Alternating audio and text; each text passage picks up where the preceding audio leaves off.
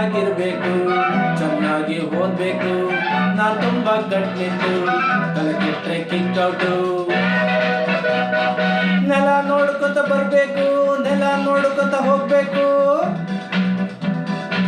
Understand? Yes.